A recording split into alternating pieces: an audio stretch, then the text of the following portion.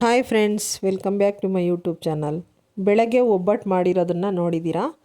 ಈಗ ರಸಮ್ ಮಾಡೋದನ್ನು ತೋರಿಸ್ತಾ ಇದ್ದೀನಿ ನೋಡಿ. ಒಬ್ಬಟ್ಟು ಸಾರು, ರಸಮ್ಮು, ಬೇಳೆ ಕಟ್ಟಿನ ಸಾರು ಅಂತ ಹೇಳ್ತಾರೆ. ಇದು ಹೇಗೆ ಮಾಡೋದು ಅಂತ ಹೇಳ್ತೀನಿ ಬನ್ನಿ. ಮೊದಲು ಒಂದು ಬಾಣಲಿನ ಇಟ್ಕೊಂಡು ಬಿಸಿ ಆದಮೇಲೆ 2 ಟೀ ಸ್ಪೂನ್ ಎಣ್ಣೆ ಹಾಕ್ಕೊಂಡಿದ್ದೀನಿ. ಎಣ್ಣೆ ಕಾದ್ಮೇಲೆ 2 ಈರುಳ್ಳಿ, 1 ಬೆಳ್ಳುಳ್ಳಿ ಮತ್ತು ಜೀರಿಗೆನ ಹುರ್ಕೊಂಡಿದ್ದೀನಿ ನೋಡಿ. ನಾನು ನೀರು ಬಿಸಿ ಇರುವಾಗಲೇ ನೀರು ಬಸಿದ್ಕೊಂಡಿದ್ನಲ್ಲ ಬೇಳೆಯಿಂದ, ಆ ನೀರು ಬಿಸಿ ಇರುವಾಗಲೇ ಒಂದು ಟೊಮೊಟೊನ ಹಾಕಿದ್ದೆ, ಸ್ವಲ್ಪ ಬೆಂದಿರುತ್ತೆ ಅಂತ. ಈಗ ನೋಡಿ ಅದೇ ನೀರಿಗೇ ಸಾಂಬಾರು ಪುಡಿ 1.5 ಟೀ ಸ್ಪೂನ್ ಹಾಕಿದ್ದೀನಿ. ಸ್ವಲ್ಪ ಕಾಯಿ ತುರಿ ಹಾಕ್ತಾಯಿದ್ದೀನಿ ಮತ್ತು ಹುಣಸೆ ಹಣ್ಣನ್ನು ನೆನೆಸಿಟ್ಕೊಂಡಿದ್ದೆ ಸಾಂಬಾರು ಮಾಡೋಕ್ಕೆ ಮುಂಚೆನೇ. ಆ ರಸ ಹಾಕ್ತಾಯಿದ್ದೀನಿ, ಹುಣಸೆ ರಸ.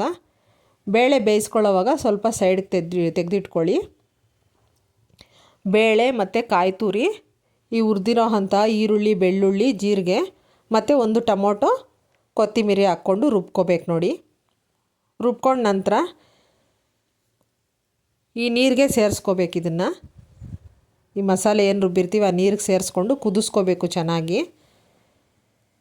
ಇದನ್ನೇ ರಸಮ್ ಅಂತ ಹೇಳ್ತಾರೆ ನೋಡಿ. ತುಂಬ ಸುಲಭ ಇದೆ ಇದು. ಈಗ ರುಚಿಗೆ ತಕ್ಕಷ್ಟು ಉಪ್ಪು ಹಾಕ್ಕೊತಾ ಇದ್ದೀನಿ. ಜಾಸ್ತಿ ಇಂಗ್ರೀಡಿಯೆಂಟ್ಸು ಬೇಕಿಲ್ಲ ಇದಕ್ಕೆ, ತುಂಬ ಸುಲಭವಾಗಿ ಆಗುತ್ತೆ. ಯಾರು ಬೇಕಂದ್ರೂ ಮಾಡ್ಬೋದು ಈ ರಸಮ್ನ. ಈಗ ರಸಮ್ ಕುದೀತಾ ಇದೆ, ಒಗ್ಗರಣೆ ಮಾಡ್ಕೊಳ್ಳೋಣ. ಈಗ ಒಗ್ಗರಣೆಗೆ ಒಂದು ಬಾಣಲಿಯಲ್ಲಿ ಎಣ್ಣೆ ಹಾಕ್ಕೊಂಡಿದ್ದೀನಿ. ಎಣ್ಣೆ ಹಾಕ್ಕೊಂಡು ಸಾಸಿವೆ ಹಾಕ್ತಾಯಿದ್ದೀನಿ. ಸಾಸಿವೆ ಸಿಡಿದ ಮೇಲೆ ಜೀರಿಗೆ ಹಾಕ್ಕೋಬೇಕು. ಸ್ವಲ್ಪ ಈರುಳ್ಳಿ, ಬೆಳ್ಳುಳ್ಳಿ ಜಾಸ್ತಿ ಹಾಕ್ಕೊಳ್ಳಿ, ಚೆನ್ನಾಗಿರುತ್ತೆ ರಸಮ್ಗೆ. ಈಗ 2 ಈರುಳ್ಳಿ, 1 ಬೆಳ್ಳುಳ್ಳಿನ ಕ್ರಷ್ ಮಾಡಿ ಇಟ್ಕೊಂಡಿದ್ದೆ, ಅದನ್ನು ಸೇರಿಸ್ಕೊಂಡಿದ್ದೀನಿ. ಒಣಮೆಣಸಿನ್ಕಾಯಿ ಮತ್ತು ಕರಿಬೇವು ಎಲ್ಲ ಹಾಕ್ಕೊಂಡಿದ್ದೀನಿ ನೋಡಿ. ಈಗ ಈರುಳ್ಳಿ ಚೆನ್ನಾಗಿ ಬೆಂದಿದೆ. ಈ ರಸಮ್ನ ಸೇರಿಸ್ಕೊತಾ ಇದ್ದೀನಿ ಒಗ್ಗರಣೆಗೆ.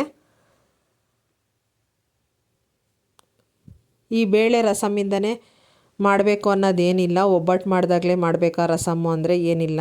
ಯಾವಾಗ ಬೇಕಂದ್ರೂ ಸ್ವಲ್ಪ ಬೇಳೆ ಬೇಯಿಸ್ಕೊಂಡು ಮಾಡ್ಕೋಬೋದು, ಪ್ಲೈನಾಗೂ ಮಾಡ್ಕೋಬೋದು ಈ ರಸಮ್ನ.